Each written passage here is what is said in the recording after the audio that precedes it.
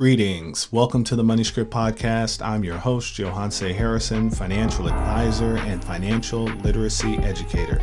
In each episode, you'll hear incredible interviews and get tips and strategies that you can implement into your daily life to help you improve your money script and grow your wealth. Thank you for taking some time with me today. Let's get into this episode of the Money Script.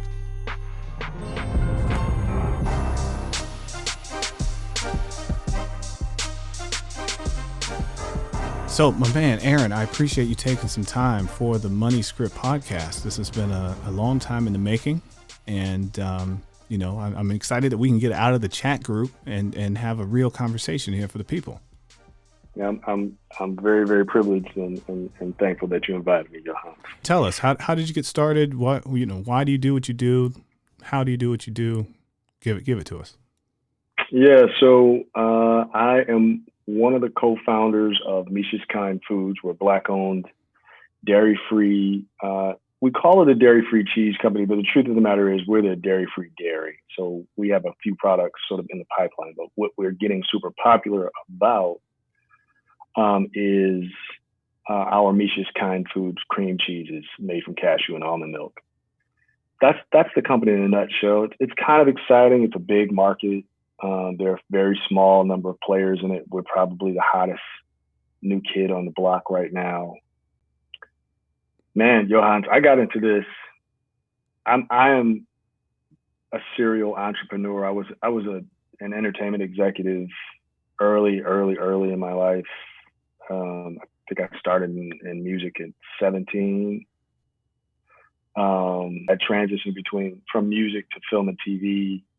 And from film and TV into medicine, actually. Well, that's a turn. Hold on.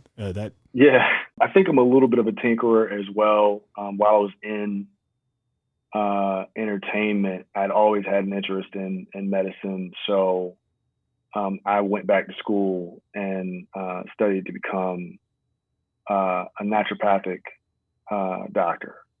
So I called myself retiring from entertainment, and I opened up a healthcare business, which turned into a really large, profitable healthcare business here in Los Angeles, where essentially what we did is we employed physicians, local physicians and nurses and other kinds of healthcare practitioners, alternative care practitioners as well.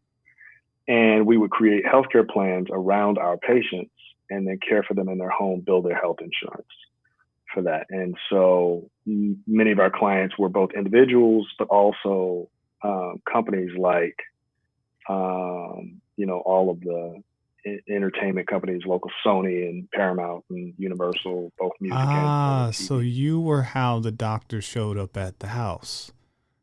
Yeah, we did that. We did house calls, but we did them right. Got it. I experienced, I had a client who became incapacitated, and we needed to execute some documents. And so we needed to be able to prove her incapacity without having to take her into a facility. And so I had to find 2 doctors that would do a house call. And we did house call. Yeah. Okay. All right. Who knows? Maybe I saw your company. The interesting thing about what we did is, I have a focus on preventative care. Basically, look, if I can keep you healthy, I can save everybody some money. And so we would create plans to do exactly that. You could call us, and people did call us, of course, if they had a cold or if something else was going on, all the way down to wound care. But for the most part, we were on the front side of that. So anyway, did that for a while. And then I caught myself retiring again. Wait, retiring? And Aaron, you're... Yeah. Can you hear me? Yes, I can hear you. Hold on. Yeah, I just... maybe I'm a little hard of hearing. You said you retired again. I mean... You so can't I be a day retired older from the than music 50. industry. How many retirements have you had?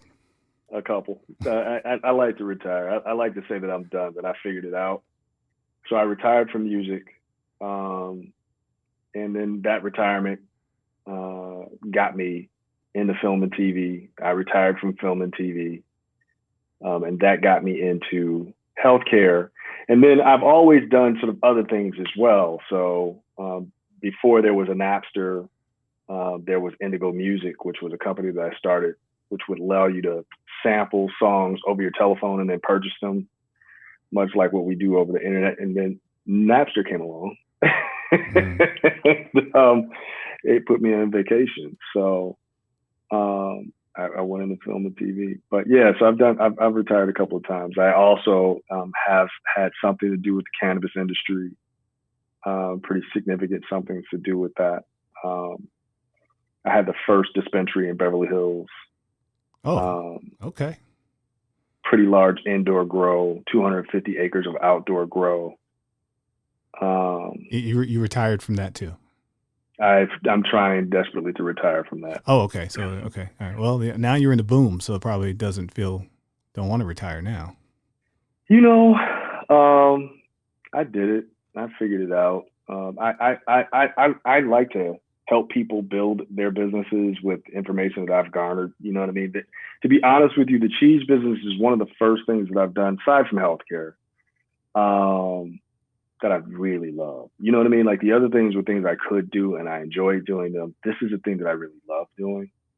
Has something to do with the fact that I really love food also. I travel the world for good food. And I enjoy feeding people.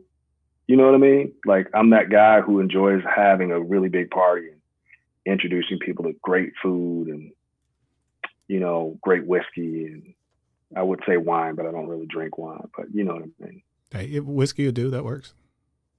Yeah. That works. So, how did you end up with cashew and almond cheese? Now, first, I want to give full disclosure that cashew and almond cheese is nothing new to me. I grew up as a vegan, turned vegetarian, turned to, I'm going to try this chicken out. And so now I'm trying to go back in the other direction. And one of my problems, I call it a problem because I love it, is cheese. And back in the 80s, the almond cheese, the cashew cheese was not the business. So have things evolved a bit? Apparently they have, because you're doing so well with it. So can you tell me, how did you end up with almond and cashew cheese, and tell me why people love it?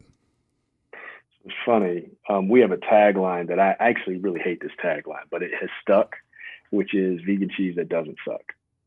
Oh. All of our vegan people really love it, right? But it's actually true. That tag comes from my business partner. So Ian Martin is a guy I've known. Man, I've probably known Ian as long as he's been in the States. He's from Toronto, and he happens to, as a matter of fact, have been Barry Manilow's bass player. And so we knew each other from the music industry, where I was an executive. I was an A&R exec. He was player. Like me, he was never bored with music, but he is more than music. You know what I mean? So he went and he studied to become a vegan chef. He studied under two of the top vegan chefs in the world. One of the guys is Giuliano. And he became quite the chef himself. And he was employed by Evolution, my healthcare company, as a food chef. So as a food coach, we would send him out to teach people how to make healthy, simple meals. And when I retired from that, he kept coming back to me with these ideas. Hey man, I got this really cool idea for a donut for kids. And hey man, I got this really cool idea for whatever. And I was insistent that I was done. I wanted to have, I was an older guy and I knew I hadn't had a child yet. I wanted that. And I wanted to be able to just focus on that. And one day he came over and he brought this lump of stuff he called cheese. It was a little chalky, it was a little weird. But the seed, the kernel was there. I got it.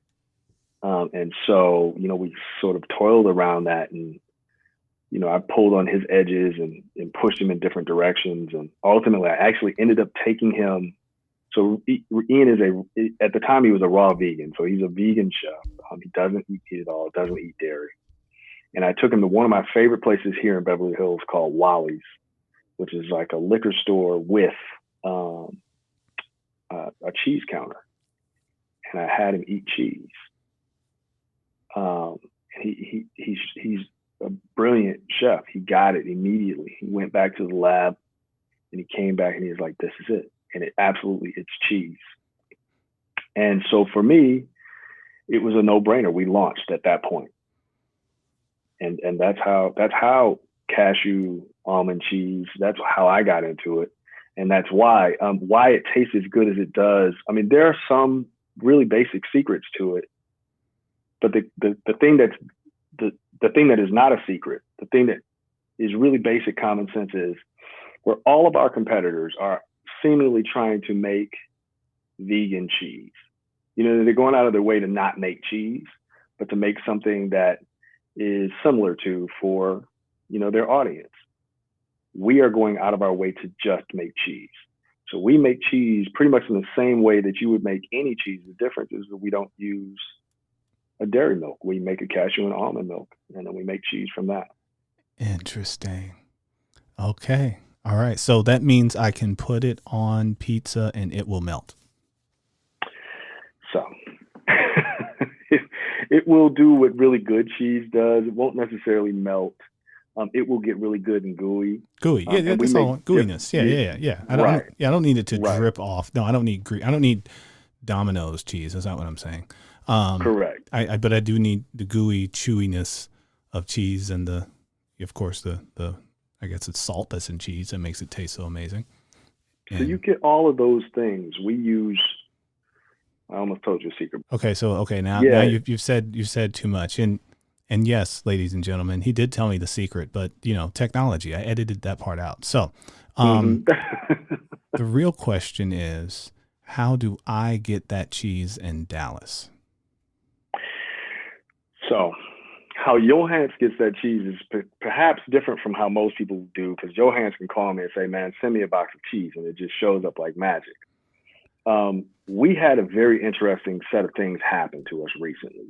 One of those things is we were preparing to go pitch to Whole Foods, preparing in that we had made the decision that it was time for us to make that expansion, that growth. And it's a hard thing to do. We were preparing to get everything together and shoot off an email on this particular Friday. On the Wednesday before that, we got an email from Whole Foods saying they've been paying attention to us and they wanted us to come in.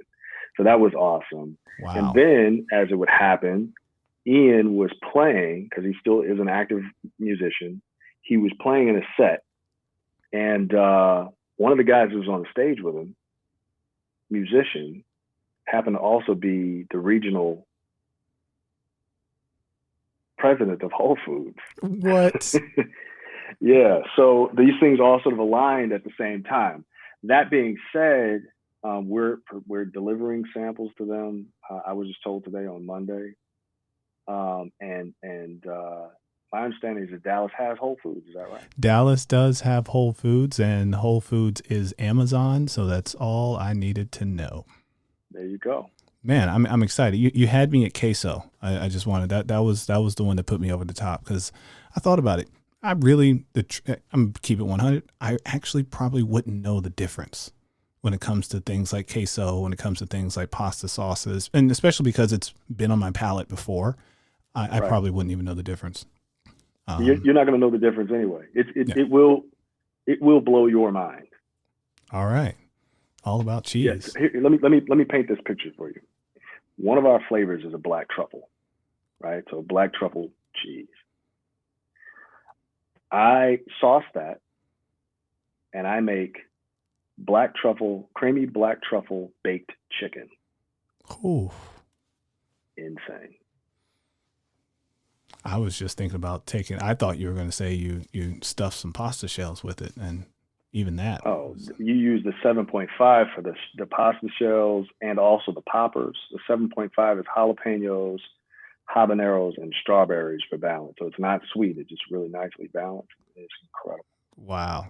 Okay. All right. So I am going to go eat as soon as we're done. And I'm sure everyone listening right now is probably down rummaging their fridge looking for some cheese. So, and that is incredible. What I heard there would just, and I want to make sure everyone else is hearing this part too, because you mentioned that you retired several times, and I'm going to actually ask you to not even say you retired anymore, Just don't, because you didn't retire. Retirement No, means you go to rest. You did the furthest thing from resting. I don't know how to rest. I haven't learned how to rest yet. That's what I've discovered. Good. That is good. Don't. That's what keeps us alive, keeps us going. We got to have something for our mind to do, something for our body to do, as long as we physically and mentally can. What I also heard from you is a passion for excellence, just a passion at doing whatever you're going to do, doing it as great as you can, and making a huge impact. And I really think that's what makes a difference for entrepreneurs, for business owners. So for all my business owners that are asking, what does it take? What is the secret? What is the silver bullet? If there is one, passion is up there near the top. That desire for excellence is up there near the top. That no fear. I believe that Whole Foods reached out to you because you were prepared to reach out to Whole Foods. Absolutely right. That's a fact. I mean, look, we call our executive team here at Misha's team Dragon Slayer. Those are the only people that we move with. Everybody has to be a killer. Everybody has to have not just passion. They have to have a will. They have to know that where everybody else feels like there's no way to get over that particular hurdle, there's no way to get over this problem or past that problem, that we just invent a way. We create it. We find a way. Hey, we're going to go over it. We're going to go through it. We'll go under it, or we'll just move it. Yep, that's a fact. The other thing in our part of our core value is this truth. We're not building a business. We're not making a product. We're building people, right? And the point is we're all here helping each other be the very best versions of ourselves that we can be, and that the product that we put out in the world is designed to do that too, to help people be their best. So I'm curious in building people, because that is also the way we view what we do. That's why I got so excited about you saying that, is with helping people make better financial decisions, helping individuals grow their financial literacy. We're building people. We're building better human beings, people that can make better values-based decisions when it comes to their money and their families and their lives.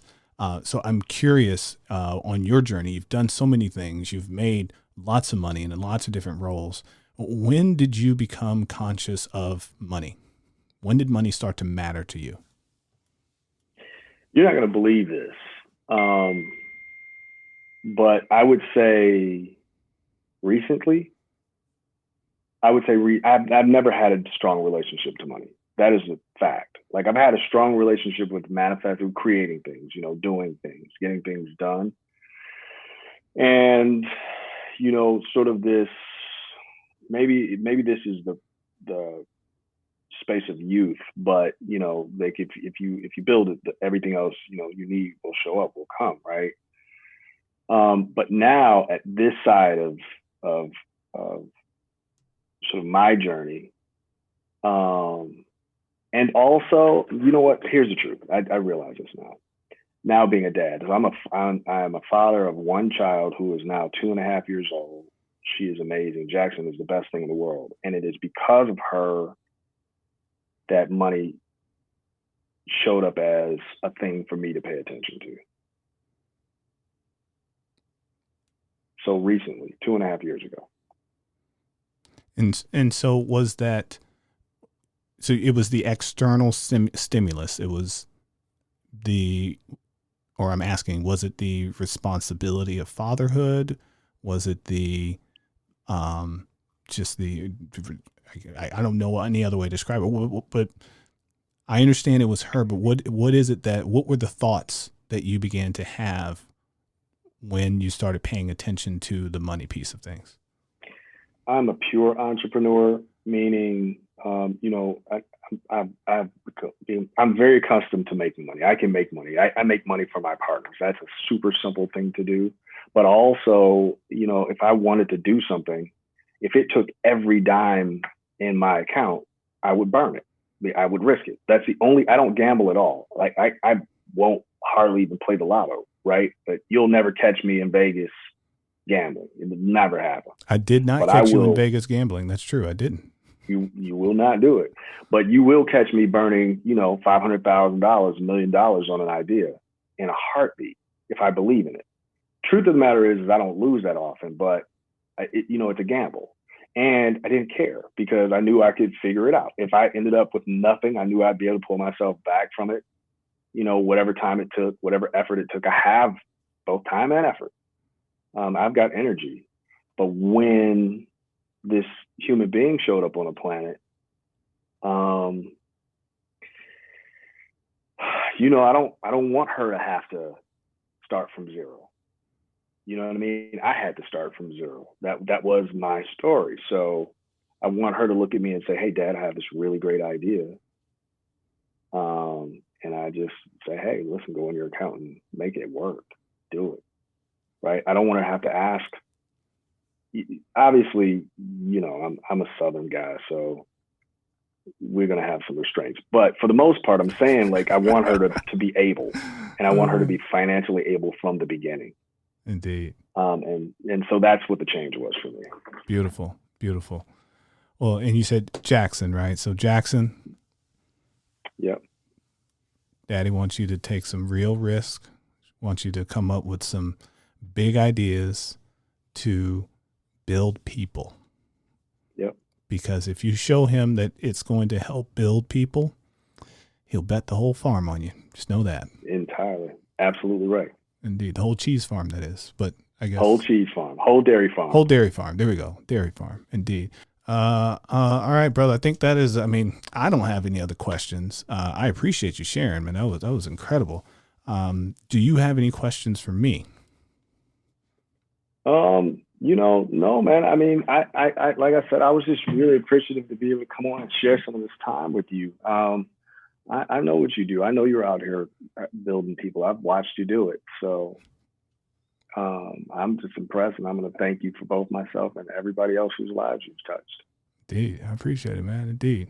By the way, rewind, I started in music too. So yeah, I actually did a few cities for Hard Knock Life Tour, and that is what screwed up my grades in college.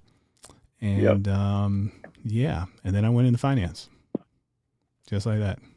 So that makes sense. Been in finance every day. And also I saw some things that happened while out there on the road, just with finance, just watching, seeing artists that I thought were doing great when I find out they're really just broke. Every single one of them. Yeah, that blew my mind. The amount of money that was just spent on frivolous stuff and the amount of waste, the tour like that has. I was just, and I'm looking, and in my head, this is just because of the kind of guy I'm in. I was always a numbers guy. I'm like, okay, everybody here paid $40 for a ticket. There's 30,000 people in this arena. Who was calling me? Why would that come through? It's the weirdest thing. I don't know why I'm on D&D. They want you. That's the bat line. I know, right? But yeah, I'm doing the math. I'm like, how do you not have money? I'm confused. And then I started kind of following the money of the music industry, and I was like, oh, okay, I get it. I mean, the math is pretty hardcore. Most people, it's not designed for the audience to know this, right? But every dollar, the artist gets roughly 3 cents of every dollar that's made. Yep. Roughly 3 cents. And then there are other people, they still have to pay out of that 3 cents, which means they tend to get less than that.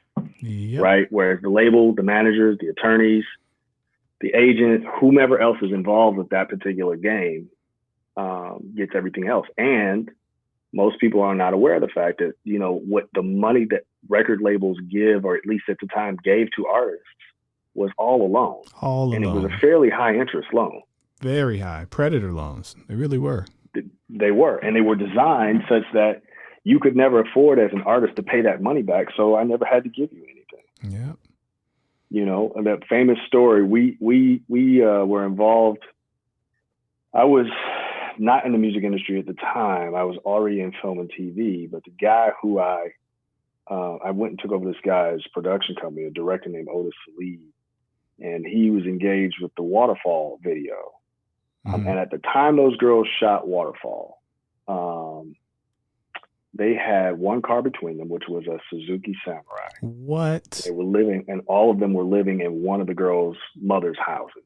They had no money. And of course, in the video, they're going to be driving, the big fancy Mercedes, Rolls Royce, whatever, right? But that's just not the truth, as you know, for most artists. And then the only way they can really make money is not from album sales, even obviously today, but is from performance rights. They have to go out and tour, right?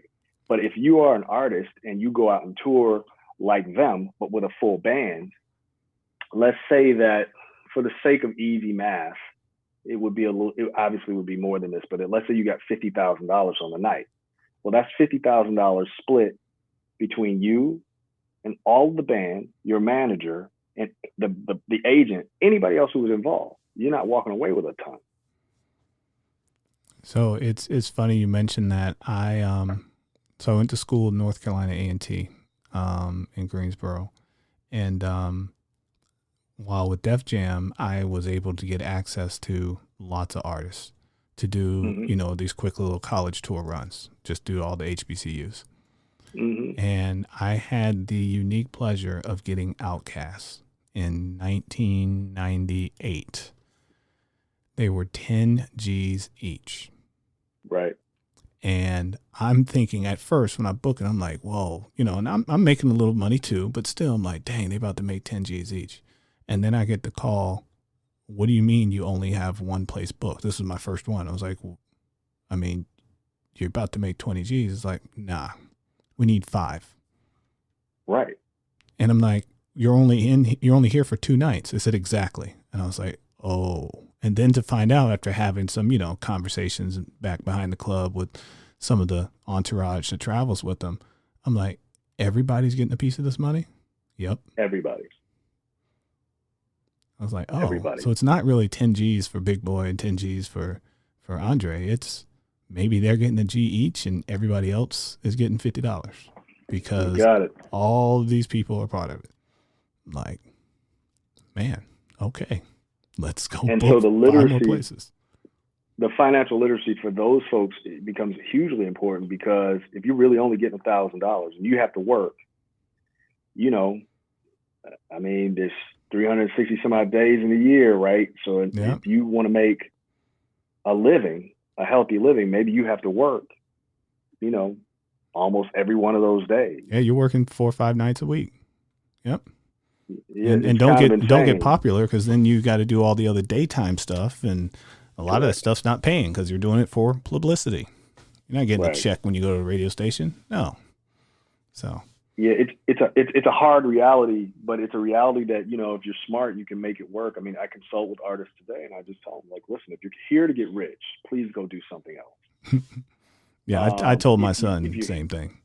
He said he wanted to be an artist. I was like, no, son, be an engineer. I was like, you're gonna you'll get a check no matter what. They're gonna pay you. You're gonna get a check. Tell me you can't breathe without doing this, and then I will say, okay, let me show you how you can make a living. Meaning, I'll show you how you can make, $150,000, $250,000, maybe even $300,000 a year, and that's a pretty decent living, especially depending on where in the country you live, right? Yeah, that's true. You can't live in LA, right? No, you can't live in LA, but if you live someplace else, $150,000, $200,000 is not a bad place. It'll do you great in Texas. You got a big house. You got a $500,000 house in Texas sitting on half an acre.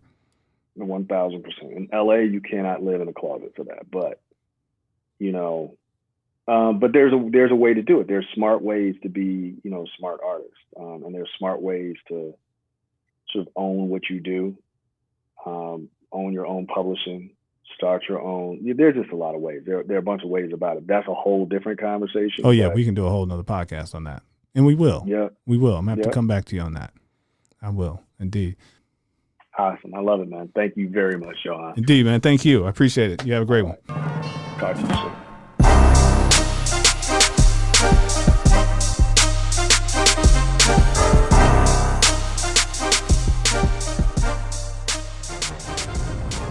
Thanks for joining us on the Money Script podcast. Be sure to check out our other episodes, subscribe, follow, and give us 5 stars. Continue to send your financial questions on Twitter or Instagram at The Money Script. Go to moneyscriptwealth.com and schedule your complimentary consultation to discuss your specific goals and concerns. Financial advisory and investment management services are offered by MoneyScript Wealth Management PLLC, a registered investment advisory firm registered in the state of Texas and California and other states where exempt. The MoneyScript LLC and the MoneyScript Wealth Management PLLC and guests of the episode may have interest in the investments mentioned today. The opinions and views are expressed here are for informational purposes only. This material is educational in nature and should not be deemed as a solicitation for any specific product or service. All investments involve risk and a significant loss of principal.